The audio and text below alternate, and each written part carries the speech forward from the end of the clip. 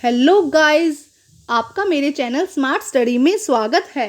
Guys, आज हम शिक्षा निदेशालय की तरफ से दी जाने वाली कार्यपत्रक नंबर 7 करेंगे, जो कि क्लास 8 की है और विषय है हिंदी। ये वर्कशीट 15 अक्टूबर 2020 की है। तो आइए शुरू करते हैं आज की वर्कशीट शुरू करने से पहले प्लीज़ मेरे चैनल को सब्सक्राइब कर दीजिए। तो आइए देखते हैं आज की वर्कशीट। बस की यात्रा। बेटा, इससे रिलेटेड 2 या 3 वर्कशीट हम पहले भी कर चुके हैं, जिसमें हमने देखा था कि लेखक एक बहुत पुरानी बस में बैठे हैं और उस बस की हालत बहुत खटारा है, तो वो बहुत डर रहे हैं उस बस में बैठते हुए। तो आइए आगे देखते हैं। इंजन सचमुच स्टार्ट हो गया। जब बस चल गई तो पहले लेखक को लग रहा था कि शायद ये बस चलेगी ही नहीं, लेकिन जब वो बस चली तो लेखक लिखते हैं इंजन सचमुच स्टार्ट हो गया, ऐसा जैसे सारी बस ही इंजन है और हम इंजन के भीतर बैठे हैं। कांच बहुत कम बचे हैं, जो बचे हैं उनसे हमें बचना है। तो लेखक लिख रहे हैं कि जो बस थी वो पूरी तरह से हिल रही थी, इसलिए कह रहे हैं कि सारी बस ही इंजन बन गई है। ऐसा लग रहा है कि हम इंजन के भीतर बैठे हैं। कांच, बस के अंदर जो कांच है वो बहुत कम है और जो बचे हैं वो टूटे फूटे हैं, तो उनसे हमें बचना था। हम फौरन खिड़की से दूर सरक गए। इंजन चल रहा था। हमें लग रहा था कि हमारी सीट के नीचे इंजन है। बस सचमुच चल पड़ी और हमें लगा कि गांधी जी के असहयोग और सविनय अवज्ञा आंदोलन के वक्त अवश्य जवान रही होगी। तो क्योंकि वो बस बहुत पुरानी थी, तो लेखक को लग रहा था कि उस समय गांधी जी के समय ये बस जरूर जवान रही होगी। उसे ट्रेनिंग मिल चुकी थी कि हर हिस्सा दूसरे से असहयोग कर रहा था, कि बस का हर एक हिस्सा दूसरे से असहयोग कर रहा था। पूरी बस सविनय अवज्ञा आंदोलन के दौर से गुजर रही थी। सीट का बॉडी से असहयोग चल रहा था। कभी लगता था कि सीट बॉडी को छोड़कर आगे निकल गई, तो कभी लगता था कि सीट को छोड़कर बॉडी भी आगे भागी जा रही है। 8-10 मील चलने पर सारे भेदभाव मिट गए। यह समझ में नहीं आता था कि सीट पर हम बैठे हैं या हम पर सीट, क्योंकि वो बस बहुत पुरानी थी और उस पर बैठ के उनका पूरा शरीर हिल रहा था, कभी बस पूरी तरह से हिल रही थी। तो इसलिए लेखक को बहुत इस पर व्यंग करते हुए लेखक ने ये अपना जो यहाँ पे हमें पूरी बातें बताई हैं। ठीक है, तो आइए अब हम समझते हैं। इसमें कुछ मीनिंग्स दिए हैं, वर्ड्स मीनिंग है, वो उनको समझने की कोशिश करते हैं। सविनय अवज्ञा आंदोलन गांधी जी द्वारा चलाया गया 1930 में एक आंदोलन का नाम था बेटा, सविनय अवज्ञा आंदोलन। ट्रेनिंग का मतलब होता है सीख, दौर का मतलब जमाना, असहयोग मतलब साथ न देना, और भेदभाव का मतलब होता है कि अंतर करना। तो बेटा, ये जो शब्दार्थ दिए गए हैं इनको भी आप अपनी नोटबुक में ज़रूर करेंगे, क्योंकि ये बहुत इंपॉर्टेंट है बेटा। ठीक है, आइए अब हम करते हैं इस वर्कशीट के प्रश्न उत्तर। ऐसा जैसे सारी बस ही इंजन है और इंजन के भीतर बैठे हैं।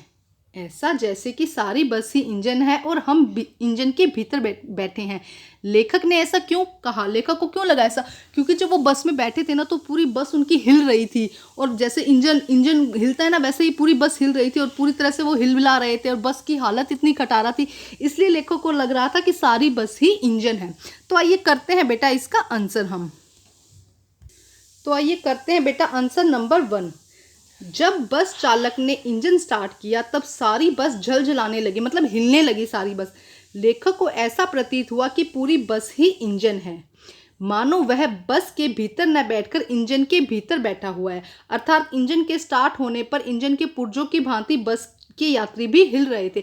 मतलब जब वो बस चल रही थी तो बस चली तो इंजन जैसे हिलता है वैसे ही पूरी बस भी हिलने लगी जोर जोर से। तो लेखक को लगा कि बस ही इंजन है और इंजन ही इसका बस है। तो एक बार फिर देखते हैं आंसर बेटा। जब बस चालक ने इंजन स्टार्ट किया तब सारी बस झलझलाने लगी। लेखक को ऐसा प्रतीत हुआ कि पूरी बस ही इंजन है, मानो वह बस के भीतर न बैठकर इंजन के भीतर बैठा हो। अर्थात इंजन के स्टार्ट होने पर इंजन के पुर्जों की भांति बस के यात्री भी हिल रहे थे।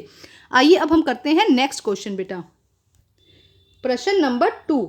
सविनय अवज्ञा आंदोलन 1930 में भारत महात्मा गांधी जी ने के नेतृत्व में अंग्रेजी सरकार के असहयोग कर संविधानता प्राप्त करने के लिए किया गया था। इसमें अंग्रेजी सरकार के साथ सहयोग न करने की भावना थी। तो देखिए, सविनय अवज्ञा आंदोलन में 1930 महात्मा गांधी के नेतृत्व में अंग्रेजी सरकार से असहयोग कर संविधानता प्राप्त करने के लिए किया गया था। इसमें अंग्रेजी सरकार के साथ सहयोग न करने की भावना थी। लेखक ने सविनय अवज्ञा का उपयोग कर बस के संदर्भ में क्यों किया है, समझ कर बताइए। देखो यहाँ पे उपयोग हुआ है ना बेटा सविनय, इसका मतलब है कि जो बस थी ना वो क्या कर रही थी, संयोग नहीं कर रही थी। बस का जो यात्री थे वो संयोग नहीं कर रहे थे, वो भी बस भी यात्रियों से क्या चाहती थी, स्वतंत्रता चाहती थी, क्योंकि उसकी हालत ऐसी थी ना कि वो चल नहीं पा रही थी, बहुत पुरानी हो चुकी थी। तभी लेखक ने इसके लिए सविनय अवज्ञा का प्रयोग किया है। क्यों? क्योंकि बस एक बहुत पुरानी हो चुकी थी, वो यात्रियों से स्वतंत्रता चाहती थी। ऐसा लग रहा था लेखक को कि वो यात्रियों से क्या चाह रही है, स्वतंत्रता चाह रही है, और उसके पुर्जे भी एक दूसरे को सहयोग नहीं कर रहे हैं। तो आइए करते हैं इसका आंसर। तो आइए करते हैं आंसर नंबर 2। लेखक ने सविनय अवज्ञा का उपयोग बस के संदर्भ में किया है। वह इस प्रतीकात्मक भाषा के माध्यम से यह बताना चाह रहा है कि बस विनयपूर्वक अपने मालिक व यात्रियों से उसे स्वतंत्र करने का अनुरोध कर रही है और बस के पुर्जे भी एक दूसरे का सहयोग नहीं कर रहे हैं। तो यहाँ पे लेखक क्या चाह रहा है, एक तो कह रहा है कि इस बस क्या चाह रही है, स्वतंत्रता चाह रही है अपने मालिक से और यात्रियों से, और इसके पुर्जे भी हैं जो क्या कर रहे हैं, एक दूसरे का सहयोग नहीं कर रहे हैं। इसीलिए लेखक ने सविनय अवज्ञा का प्रयोग किया है बस के लिए। तो एक बार फिर समझते बेटा, लेखक ने सविनय अवज्ञा का प्रयोग बस के संदर्भ में किया है। वह इस प्रतीकात्मक भाषा के माध्यम से यह बताना चाह रहा है कि बस विनय पूर्वक अपने मालिक और यात्रियों से उसे स्वतंत्र करने का अनुरोध कर रही है। बस क्या कर रही है, अपने मालिक से और यात्रियों से बस को स्वतंत्र करने का अनुरोध कर रही है, और बस के पुर्जे भी एक दूसरे का सहयोग नहीं कर रहे हैं। इसीलिए लेखक ने सविनय अवज्ञा का उपयोग बस के लिए किया है। आइए अब करते हैं नेक्स्ट क्वेश्चन बेटा। देखिए प्रश्न नंबर 3। प्रस्तुत गद्यांश में बहुत से अंग्रेजी शब्द हैं, कोई 4 अंग्रेजी शब्द ढूंढकर उन्हें लिखिए। तो आइए बेटा इसमें से 4 अंग्रेजी शब्द हम ढूंढने की कोशिश करते हैं। जैसे कि देखो इंजन, स्टार्ट, इसके अलावा देखिए जो भी आपको यहाँ पे अंग्रेजी शब्द दिखता है उसे हम ढूंढने की कोशिश करेंगे। इसके अलावा देखिए बेटा और कौन से शब्द दिखाई दे रहे हैं आपको, बॉडी, ये भी क्या है, इंग्लिश शब्द है। सीट, ये भी क्या है, इंग्लिश शब्द है। ठीक है, इसके अलावा बेटा आप और भी यहाँ पर ढूंढने की कोशिश कीजिएगा जो आपको यहाँ पर अंग्रेजी शब्द दिखाई देते हैं, और उसे नीचे अपनी गाड़ी में आप लिखने की कोशिश करेंगे। ठीक है, आप नीचे अपनी गाड़ी में बेटा उसको लिखेंगे, अपनी वर्कशीट में लिखेंगे, सॉरी बच्चे। अब देखते हैं नेक्स्ट प्रश्न नंबर 4। गतिविधि। असहयोग आंदोलन व सविनय अवज्ञा आंदोलन के बारे में जानकारी एकत्रित कीजिए, और इस गतिविधि में आप अपनी इतिहास की बुक व अपने बड़ों की सहायता ले सकते हैं। तो बेटा एक असहयोग आंदोलन और एक सविनय अवज्ञा आंदोलन के बारे में आपको जानकारी लेनी है। तो ये दोनों आंदोलन बेटा जब भारत स्वतंत्र नहीं था, अंग्रेजों का गुलाम था, उस समय चलाए गए थे, और इसका मेन मकसद ये था कि भारत को कैसे न कैसे करके स्वतंत्र कराया जाए। तो आइए करते हैं इसका आंसर बेटा। देखो यहाँ पे नीचे कुछ दिया गया है नोट। जैसे कि आपने अपनी पहली कार्यपत्रक में पढ़ा था कि यह पाठ हरिशंकर परसाई द्वारा रचित एक व्यंग है। व्यंगात्मक लेख पाठक को यदि आप एक साथ पूरा पढ़ा जाए तो उसका आनंद ही लिया जा सकता है। आप अपनी वसंत की पाठ्य पुस्तक से पाठ को एक बार में ही पूरा पढ़ सकते हैं। तो बेटा आप क्या करें, देखो इसमें अगर आप पूरी एक स्टोरी इकट्ठी पढ़ेंगे तो आपको ये बहुत इंटरेस्टिंग लगेगा। तो आपको क्या करना है, अपनी एनसीईआरटी खोलिए, उसमें वसंत में से ये पाठ निकालिए, बस की यात्रा, और उसको पूरे को आप साथ में पढ़ेंगे तो आपको बहुत अच्छे से समझ भी आ जाएगा। तो आइए करते हैं हम इसका आंसर बेटा। तो देखिए बेटा आंसर नंबर 4। असहयोग आंदोलन में सरकार द्वारा प्रदान की गई उपाधियों को लौटाकर सिविल सेवाओं, सेना, पुलिस, अदालतों और विधान परिषदों, स्कूल और विदेशी वस्तुओं का बहिष्कार किया गया था। तो असहयोग आंदोलन में क्या किया गया था बेटा, जो अंग्रेजी सरकार थी, ब्रिटिश सरकार थी, उसके साथ असहयोग किया गया था। जो भी सरकार द्वारा उपाधि दी गई थी, विधान, स्कूल और विदेशी वस्तुओं का बहिष्कार किया गया था। अब हम करते हैं सविनय अवज्ञा आंदोलन।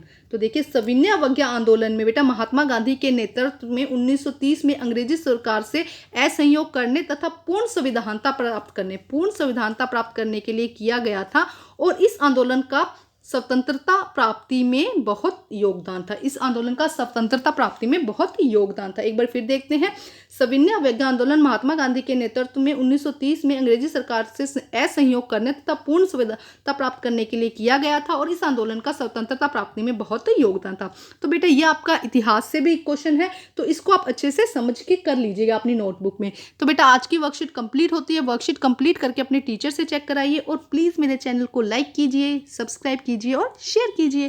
Thank you students.